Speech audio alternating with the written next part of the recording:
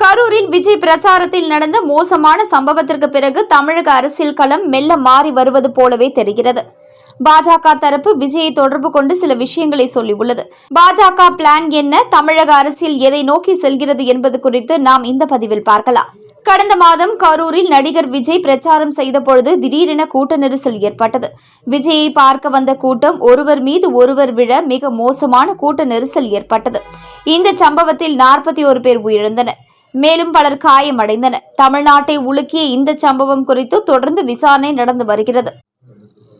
இந்த விபத்துக்கு பிறகு விஜய் கட்சிக்கு அழுத்தம் அதிகரித்துள்ளது. இதற்கிடையே கரூர் கூட்ட நெரிசல் விபத்திற்கு பிறகு நடிகர் விஜய் தரப்பை பாஜக தொடர்பு கொண்டதாக தகவல்கள் தெரிவிக்கின்றன.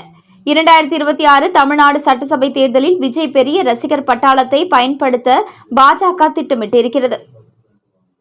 திமுகவை அனைத்து தரப்பும் சேர்ந்தே எதிர்க்க வேண்டும் என்றும் இதற்கு சற்று பொறுமையாக இருக்குமாறு விஜய்க்கு ஆலோசனை வழங்கப்பட்டதாகவும் கூறப்படுகிறது. தமிழகத்தில் அடுத்த ஆண்டு நடக்கும் சட்டசபை தேர்தலில் தங்கள் தலைமையில் ஒரு கூட்டணி அமையும் என்று விஜய் அறிவித்திருந்தார். ஆனால் தற்போதைய சம்பவங்களை வைத்து பார்த்தால் உத்திகள் மாறும் என்றே தெரிகிறது. அதிமுக தலைமையிலான கூட்டணியில் தாவேகாவை கொண்டுவர பாஜக தரப்பு தீவிரமாக முயன்று வருகிறது. இதன் காரணமாகவே கரூர் நெரிசலுக்கு பிறகு பாஜக தலைமையிலான என்டிஏ கூட்டணி உடனடியாக எம்பிக்கள் குழுவை கரூருக்கு அனுப்பியது.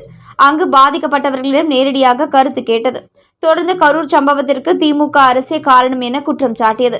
தீவிரமாக நடக்கும் பணிகள் இது ஒரு பக்கம் இருக்க, புதியதாக நியமிக்கப்பட்ட தமிழக பாஜக பொறுப்பாளர் ஜே பாண்டா அக்டோபர் 6ஆம் தேதி தமிழகம் வரவுள்ளதாக தகவல் வெளியாகியுள்ளது.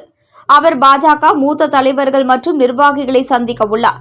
அதேபோல தமிழக மாஜி பாஜக தலைவர் அண்ணாமலை நேற்று டெல்லியில் கரூர் சம்பவம் குறித்து கட்சி தலைவர்களுக்கு விளக்கம் அளித்தார். அடுத்த ஆண்டு தேர்தலில் திமுகவிற்கு எதிரான ஆட்சி எதிர்ப்பு அலை உருவாகும் என்றும் பாஜக தலைமை கருதுகிறது. அந்த எதிர்ப்பு வாக்குகள் சிதறிவிடக்கூடாது என்பதே பாஜகவின் விருப்பம். மேலும் தேமுதிக மற்றும் நாம் தமிழர் வாக்குகளில் கணிசமான சதவீதம் விஜய் பக்கம் வரலாம் என்றும் பாஜக கருதுகிறது. இதன் காரணமாகவே விஜய் கூட்டணிக்குள் கொண்டு வர பாஜக முயல்கிறது. அதே நேரம் அதிமுகவுடனான கூட்டணி பாதிக்கப்படுவதையும் பாஜக விரும்பவில்லை. இதன் காரணமாகவே மிக பொறுமையாக இந்த விஷயத்தை அணுகி வருகிறது. தமிழ்நாட்டில் பல ஆண்டுகளாகவே திமுக மற்றும் அதிமுக தான் ஆதிக்கம் செலுத்தி வருகிறது. அதை தாண்டி தேசிய கட்சிகளால் கால் பதிக்க முடியவில்லை. அதே நேரம் விஜயும் கூட கூட்டணி ஆட்சிக்கு ஓகே என சொல்லியிருந்த நிலையில் தேசிய கட்சிகள் மெல்ல விஜய் பக்கம் போகிறது.